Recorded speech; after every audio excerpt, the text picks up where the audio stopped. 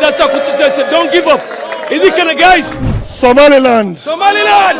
Somaliland. Somaliland. Assalamu alaikum wa rahmatullahi wa barakatuh. Maanta waad arkaysaan shucuurteeda lama soo koobi karo run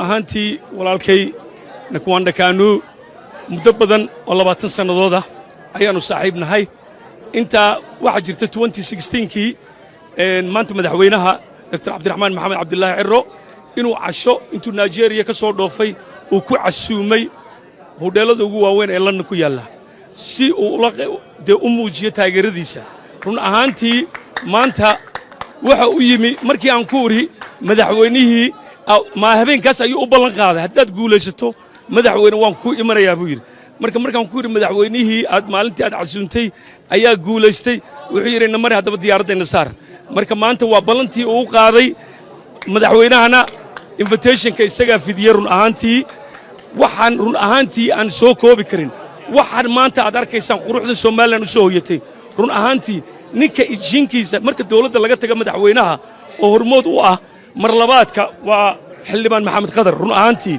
ninka isku kaay xiray markuu London nala joogay guriga kaanu ku casuubay gurigiisa ugu tagay sida aan ku keenay marka ma sha Allah in yar baan rabaa Ingiriis inaan ku sheego I want to say my brother Nakwanda Kanu I know him for many years he's done it not only now coming to Somaliland but what he has done for the young Somalilanders in London so many professionals waxaad aragtay Liban Abdi waa ninkii arfaas gareeyay waxaad aragtay Mukhtar Ali oo Chelsea ciyaari jiray waa ninkii arfaas gareeyay so many things he supports so many young generations and today the reasons he's here inuu maanta idinka idin yimaado oo idin taageero oo idin support gareeyo run ahaantii iyo dadka ictiraafka Somaliland raadinayso isboortigu ka dhow yahay isboortiga haddeenu sameeyno eenu midayno eenu mid ka noqonno ictiraafku waan ka keeni karnaa isboortiga inagoo hareeraha aynu haysano weliba King Kanu waxaad u taqaanaan waa boqorka Africa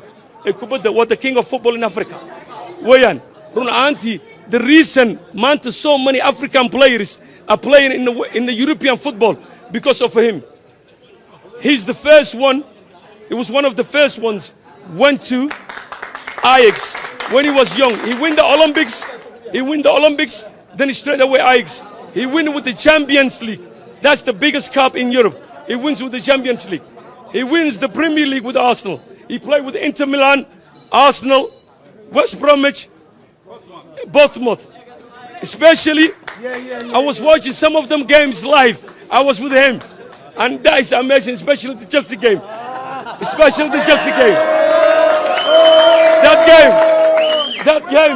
that game he came on the soup see this will tell you Somaliland don't give up because they knows don't give up he never give up he was believing it he was losing 2-0 15 minutes to go 15 daqiiqo harsaneed wuu soo galay 3 gool buu ka dhaliyay marka taas ku tusaysa don't give up idinkana guys mid baan idin leeyahay don't give up this is your country hobkiina xaggan buu yaalaa mar walbana gacanta isqabsada gacmaha isku dhaga wada jir iyo wax qabad ayaa lagu hormaraa Somaliland He said Somaliland Somaliland Somaliland Somaliland Somaliland Somaliland Somaliland okay first of all I just want to thank God that made it possible for us to be here I want to thank